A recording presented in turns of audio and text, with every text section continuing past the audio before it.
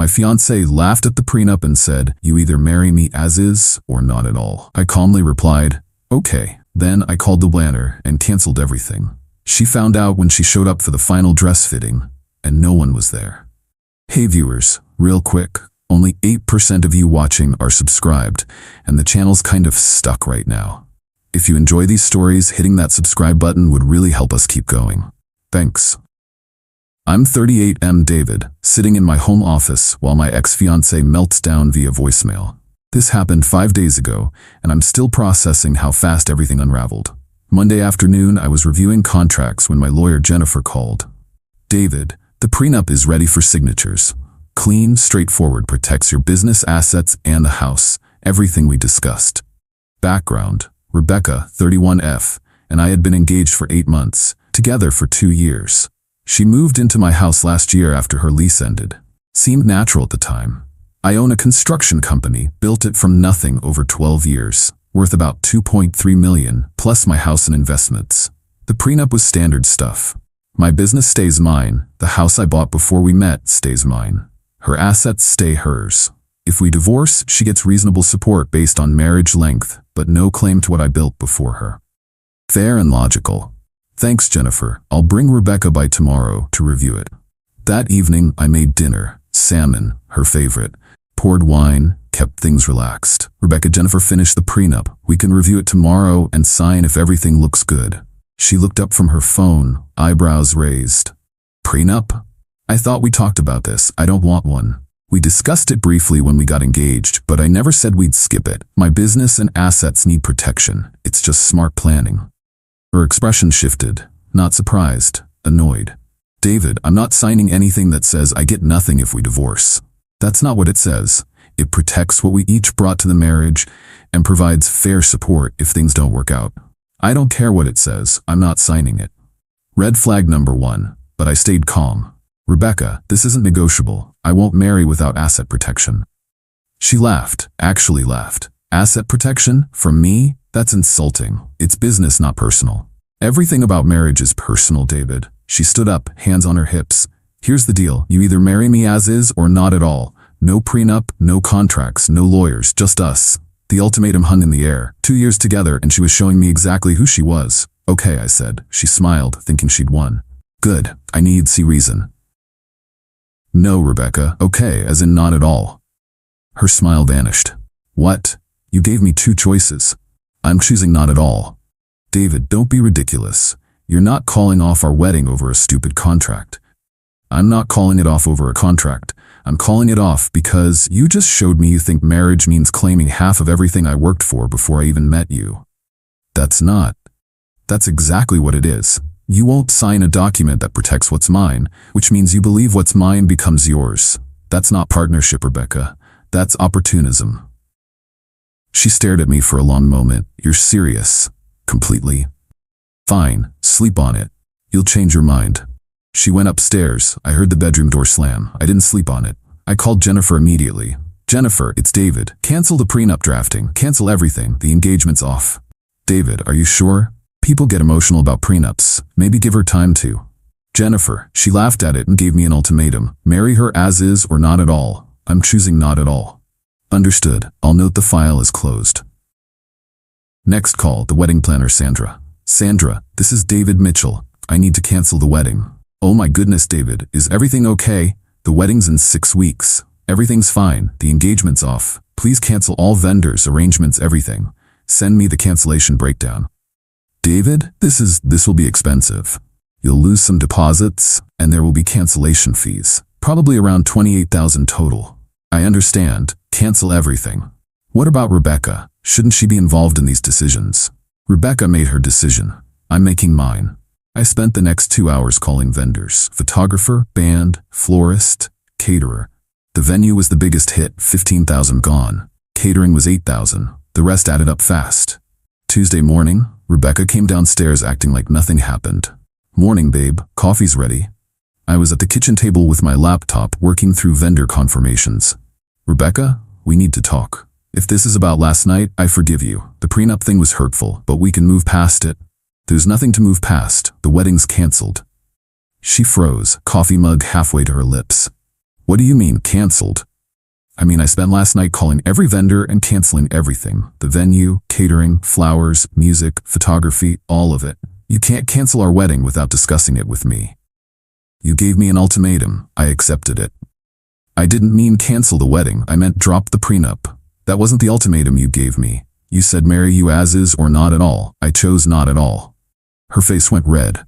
This is insane. You're throwing away our relationship over money. I'm protecting myself from someone who thinks she's entitled to half of everything I built before I met her. That's what marriage means, David. Sharing everything. No, Rebecca. Marriage means building a life together. It doesn't mean you get to claim what I spent 12 years building before you existed in my life. She started crying. Real tears, but I didn't budge. Where am I supposed to go? This is my home too. This is my house, Rebecca. Your name isn't on anything. You can stay through the weekend to find a place, but this engagement is over. You can't just kick me out. I'm not kicking you out. I'm ending our engagement. You're welcome to stay a few days while you figure things out, but we're not playing house anymore. She stormed upstairs, slammed the door, started making phone calls. I heard her crying, ranting to someone about me being unreasonable. Friday was quiet. Rebecca barely spoke to me, just shot dirty looks and made snide comments. Saturday, she left early, said she was going dress shopping with her sister. I didn't correct her that there was no dress to shop for. Sunday evening, my phone started ringing. Unknown number. David, this is Michelle, Rebecca's sister. What the hell is wrong with you? Hello, Michelle. What can I do for you? Rebecca showed up to her dress fitting today, and no one was there. The bridal shop said the appointment was canceled. She's hysterical. The wedding's canceled, Michelle. I told Rebecca that Tuesday morning. You can't just cancel someone's wedding. I can cancel my wedding, which is what I did. Do you have any idea how humiliating this was for her? Standing outside the dress shop like an idiot? Rebecca knew the wedding was canceled. If she chose not to believe it, that's her decision. She thought you were bluffing. I don't bluff, Michelle. You're destroying her. She's been planning this wedding for months. She destroyed it herself when she refused the prenup and gave me an ultimatum. Over a stupid contract. You're willing to throw away 2 years for a piece of paper? I'm willing to protect 12 years of work from someone who thinks marriage means claiming what she didn't earn. Michelle hung up on me. An hour later, Rebecca came home sobbing. The dress shop was closed. There was no appointment. I looked like a complete fool. I told you the wedding was canceled, Rebecca. I thought you were being dramatic. I thought you'd come to your senses. I did come to my senses. That's why we're not getting married. Update 1. 2 weeks later. The last 2 weeks have been a parade of flying monkeys and guilt trips. Thanks for the comments and support. Good to know I'm not crazy for protecting my assets. Rebecca moved out the following Tuesday. Her parents came with a U-Haul, and the whole family treated me like I was the villain. Her dad actually tried to intimidate me. David, you're making a huge mistake. Rebecca's a good woman. I'm sure she is, Mr. Thompson, just not the right woman for me. You're throwing away something special over money. I'm protecting something I built over 12 years from someone who thinks she deserves half of it for showing up. Her mom was crying, begging me to reconsider. She loves you, David. She's just scared about the future. Mrs. Thompson, scared people don't laugh at reasonable requests and issue ultimatums. They communicate and find solutions. Rebecca herself tried one last manipulation attempt while packing. David, I'll sign the prenup. Let's just postpone the wedding a few months and... No, Rebecca. Why not? I'm agreeing to what you wanted, because you only want to sign it now that you've lost everything. Your first instinct was to demand half of my life's work. That tells me who you really are. People make mistakes. I was emotional. Emotional people don't laugh at their partner's concerns. Entitled people do. She left in tears. I felt bad for about 5 minutes, then remembered her laughing at the prenup. The financial damage, $28,000 in cancellation fees and lost deposits. Expensive lesson, but cheaper than a divorce would have been. The social damage, lost some mutual friends who think I'm heartless. Kept the ones who understand that protecting your assets isn't selfish. The following Wednesday, my business partner Mike called. David, heard about the wedding. You okay? Better than okay, Mike. Dodged a massive bullet. Rebecca seemed nice though. Rebecca was nice when everything went her way. The prenup showed me what happens when it doesn't. 28 grand is a lot of money to prove a point.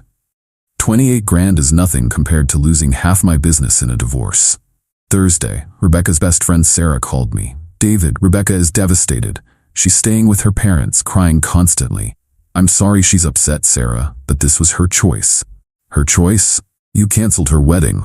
After she refused to sign a prenup and told me to marry her as is or not at all. That prenup was insulting. She felt like you didn't trust her. Trust isn't the issue, Sarah. Smart business practices are. I don't trust anyone with my financial future. That's why I have insurance, contracts, and lawyers. Marriage isn't a business transaction. Parts of it are, Sarah. The parts that involve money, property, and legal obligations. Rebecca wanted all the benefits with none of the protection. The best part of this whole mess? My sleep improved immediately. No more subtle anxiety about Rebecca's comments about our money when talking about my business profits. No more wondering why she seemed so interested in my financial statements. Update 2. 1 month later. Just when I thought the drama was over, Rebecca managed to surprise me one more time. Last week, I got a call from my bank's fraud department. Mr. Mitchell, this is Janet from First National. We need to discuss some unusual activity on your accounts. What kind of activity? Someone attempted to add an authorized user to your business checking account 3 weeks ago. The request was submitted online with your login credentials, but our security system flagged it because the IP address was different from your usual location. My blood went cold. Who was the authorized user? Rebecca Thompson. The system shows she had account access for approximately 6 hours before our fraud detection locked the account. 3 weeks ago, Rebecca was still living in my house 3 weeks ago. Janet, what could she have accessed in 6 hours? Account balances, transaction history, and she attempted to transfer $15,000 to an external account. The transfer was blocked by our large transaction hold, which requires phone verification. She tried to steal $15,000 from my business account? It appears so. We need you to come in immediately to secure your accounts and file a report. I was at the bank within an hour. Janet walked me through Rebecca's access logs. She logged in at 2:17 a.m. on the Tuesday before you called off the engagement, spent 4 hours downloading statements and transaction histories, then attempted the transfer at 6:23 a.m. The Tuesday before, that was the night after our prenup conversation. While I was sleeping, Rebecca was upstairs trying to steal from my business. Mr. Mitchell, this is wire fraud, federal crime. You need to file a police report. I called Jennifer immediately. Jennifer, I need you to meet me at the police station. Rebecca attempted to steal $15,000 from my business account. David, that's a felony. Are you sure you want to pursue this? She tried to rob me while living in my house, Jennifer. Yes, I'm sure. The police report took 2 hours. Detective Williams was thorough. Mr. Mitchell, do you have any idea how she obtained your login credentials? She lived with me. I sometimes worked from home, might have typed passwords while she was around. She's tech-savvy, works in social media marketing. The attempted wire transfer suggests premeditation. This wasn't impulse, she planned it. Detective, what happens now? We investigate. If the evidence supports charges, we'll issue a warrant. Friday, I changed every password, closed old accounts, opened new ones. The bank's cybersecurity team walked me through additional protections. Saturday, Rebecca called me. First time since she moved out. David, I heard you went to the police. Hello, Rebecca. How did you hear that? My friend works at the bank. She said there was some mix-up with our accounts. Our accounts. Even now, she couldn't help herself. There's no mix-up, Rebecca. You attempted to steal $15,000 from my business. That's not what happened. I was just checking to see if you'd been hiding money from me. By trying to transfer it to yourself? I wasn't going to keep it. I was proving a point. What point exactly? That you don't trust me. You were so worried about a prenup, but you were hiding assets. Rebecca, it's my business account. Of course I didn't give you access to it. If we were really partners, you would have. We were engaged, not business partners, and now we're nothing. She hung up. Sunday, her father called. David, this police business needs to stop. Hello, Mr. Thompson. Rebecca made a mistake accessing your account, but she didn't steal anything. She attempted to steal $15,000. The only reason she didn't succeed is because the bank stopped her. She was emotional, upset about the wedding. You can't ruin her life over this. Mr. Thompson, she tried to commit wire fraud. That's a federal felony. David, she's young. She made an error in judgment. Accessing someone's bank account and attempting to transfer money isn't an error in judgment. It's a crime. Monday brought a call from Detective Williams. Mr. Mitchell, we've completed our initial investigation. The evidence is clear. Unauthorized access, attempted wire transfer, premeditation. We're issuing a warrant for Ms. Thompson's arrest. What's the charge? Wire fraud, computer intrusion, and attempted theft. She's looking at federal charges. Final update, 3 months later. Rebecca was arrested last month at her parents' house. The whole thing made the local news because her dad tried to prevent the arrest and ended up in handcuffs himself. The legal proceedings have been straightforward. Rebecca's lawyer tried to argue she was confused about account ownership due to the stress of the broken engagement, but the evidence was overwhelming. The bank's security logs showed she specifically searched for large balances, transaction patterns, and attempted the transfer to an account she'd opened specifically to receive the funds. Hard to claim confusion when you open a receiving account first. Rebecca pled guilty to avoid trial. Got 2 years probation, restitution to the bank for their investigation costs, and a felony conviction that'll follow her forever. Her parents tried to blame me right up until sentencing. Mrs. Thompson called me the day before Rebecca's sentencing hearing. David, please ask the judge for leniency. Rebecca's learned her lesson. Mrs. Thompson, I'm not the prosecutor. This is a federal case now. You could tell them she's not really a criminal. She committed wire fraud, Mrs. Thompson. That makes her a criminal by definition. This is destroying our family. Rebecca destroyed your family when she decided to commit felonies. The financial impact has been minimal. The bank covered all security upgrades and monitoring services. I'm out the $28,000 in wedding cancellation fees, but considering what Rebecca really had planned, it was the bargain of a lifetime. The social fallout was interesting. Most people who heard the full story, the prenup refusal, the ultimatum, the attempted theft, completely understood my position. The few who still think I was too harsh probably weren't people I wanted in my life anyway. I've been dating again. Casual, no rush.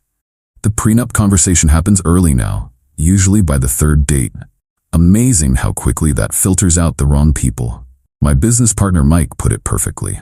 David, you didn't just dodge a bullet, you dodged a guided missile with your name on it. The best part? I sleep like a baby now. No more wondering if Rebecca really loved me or just loved my assets. No more ignoring red flags because I thought love conquered all. Love doesn't conquer federal wire fraud charges. The prenup wasn't about not trusting Rebecca. It was about protecting what I'd built. Her response showed me she believed marriage meant instant access to everything I owned. The attempted theft confirmed she was willing to take it even without marriage. So to any guy reading this who's considering skipping the prenup because your fiancé thinks it's unromantic, remember Rebecca. Remember that the woman who truly loves you will want to protect your assets as much as you do because your security becomes her security. The woman who refuses and then tries to steal from you? She was never planning to stay. She was planning to take what she could and run. Rebecca laughed at my prenup and gave me an ultimatum. I called her bluff and discovered she was already planning to rob me. Best okay I ever said.